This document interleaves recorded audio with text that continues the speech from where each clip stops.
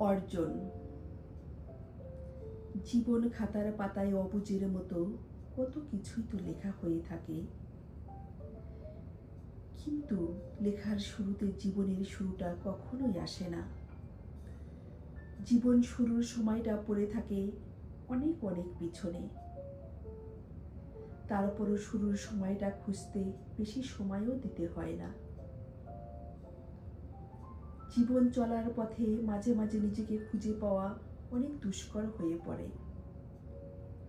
নিজেকে খুঁজে পাওয়ার জন্য আশেপাশের সব কিছু দূরে সরিয়ে দিয়ে জীবনের পথটাকে পরিষ্কার করে নিজেকে পাওয়ার জন্য খুব ঠান্ডা মাথায় ভাবতে হয়। আর নিজেকে খুঁজে পাওয়ার অভিজ্ঞতা থেকে অনেক দক্ষতা অর্জন করা যায়।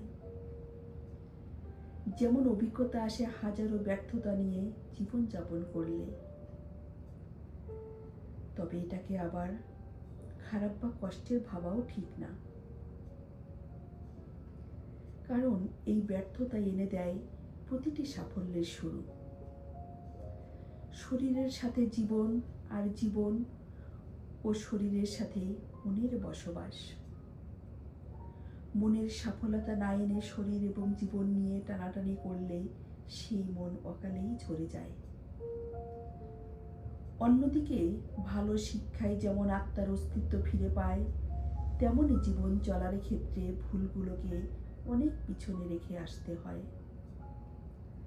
ফুল যেমন অনেক যত্নে ফোটে, ঠিক মনও তাই। মন বড়ই অভিমানী, কখনো কখনো স্বার্থপরও হয়ে যায়। তাই খুব যত্ন সহকারে মনকে বাঁচিয়ে রাখতে হয়।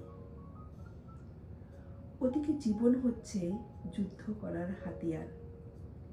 মনকে যদি ভালো এবং সুস্থ রাখতে পারো, তখন তোমার নীতি চলবে পাহাড়ের চূড়া বেয়ে। কর্মের ফলাফলও হবে ভালোর চেয়েও ভালো।